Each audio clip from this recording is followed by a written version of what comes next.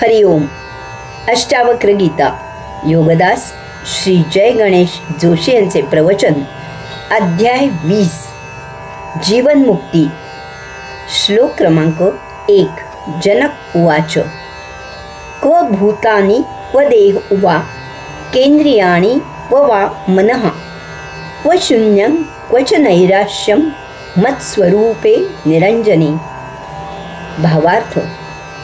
जनक म्हणाला, निरंजन अशा माझ्या स्वरूपात कोणती पंचमहातत्वे, कोणता देह आणि कसली इंद्रिये, कसले मन, कोणते शून्य आणि कसले नैराश्य. निरंजन अशा माझ्या स्वरूपात. राजा जनक म्हणाला की मी निरंजन आहे, निर्लेप आहे, निर्भेळ आहे, पूर्ण शुद्ध आहे, पूर्ण पवित्र आहे. जे काही आहे ते केवळ माझे स्वरूप आहे, त्याला काहीही चिकटत नाही. कमलपत्रावर पाणी पडावे आणि ते तत्क्षणी घरंगळून जावे तसे माझे स्वरूप झाले आहे. त्यावर या भौतिकात काही बाही येऊन पडते आणि ते तेथे मुळीच टिकत नाही. तेथून ते त्वरित निसटून दूर होते. त्यामुळे कोणती पंचमहातत्वे, येथील तमाम भौतिक वस्तू जगत पंचमहातत्वांमधून निर्माण होते. मी यापासून अलिप्त आहे. त्यातील भौतिक उपभोग मला आकृष्ट करू शकत नाही. मी विरक्त आहे. कोणता देह आणि कसली इंद्रिये.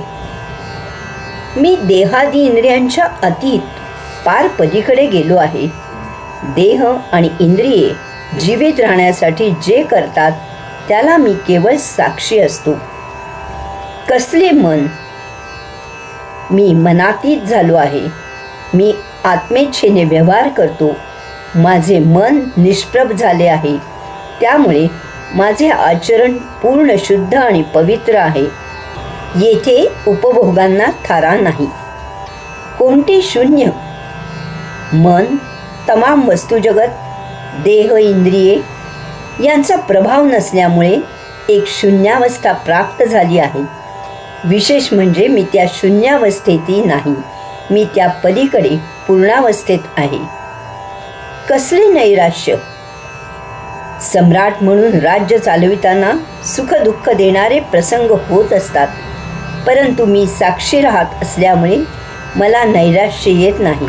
मी सदा सर्वदा कैवल्यानंदात आहे. हरिओम. श्लोक क्रमांक 2. क्व शास्त्रं क्वात्मविज्ञानं क्व वा निर्विषयं मनः क्व तृप्तिः क्व वितृष्णत्वं गतद्वन्द्वस्य मे सदा. भावार्थ. मी संपूर्णपणे द्वंद्वाच्या अतीत झालो आहे. आता माझ्यासाठी कोणते शास्त्र, कसले आत्मविज्ञान, कोणते विषयरहित मन, कसली तृप्ती आणि कोणत्या तृष्णेचा अभाव. राजा जनक सांगत आहे की तो संपूर्णपणे द्वंद्वरहित झाला आहे. येथील विश्वाचा व्यवहार आणि त्यावरील मानवी जीवन हे द्वंद्वावर चालते. येथे भाषेला महत्त्व आहे. भाषा ही द्वंद्वावर अवलंबून आहे. प्रत्येक शब्द द्वंद्वावर आधारित आहे. द्वंद्व किंवा शब्द हे मी हा अहंभाव दर्शवितात, कारण द्वंद्वातील कोणते तरी एक तुम्हाला स्वीकारावे लागते. त्यासाठी भाषा, शब्द वापरावे लागतात. त्यामधून मी डोकावल्याशिवाय राहत नाही. यामुळे अहंकार सांभाळला जातो. राजा जनक म्हणतो की तो या पलीकडे द्वंद्वातीत झाला आहे. त्यामुळे आता कोणते शास्त्र. आता शास्त्राची, नियमांची, सीमारेषांची, चाकोरीची आवश्यकताच नाही. जे होत आहे ते होत आहे. तो सर्वाला फक्त साक्षी आहे. कसले आत्मविज्ञान.